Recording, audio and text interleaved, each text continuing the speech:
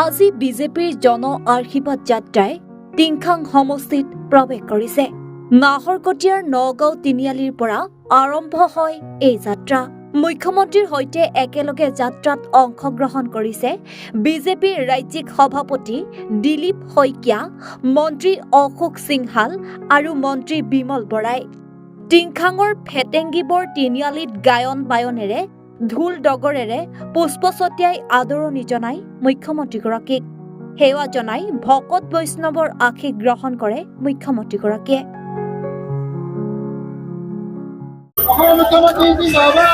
আজি আমাৰ জন আশীৰ্বাদ যাত্ৰাৰ ৬ষ্ঠ দিন। নাহৰকটীয়া আমি পাৰ কৰিলোঁ। এতিয়া আমি টিংখাঙৰ পৰা মৰাণলৈ যাম। ৰাইজে হিয়া উজাৰি আশীৰ্বাদ দিছে, সকলোকে মোৰ সেৱা জনাইছোঁ।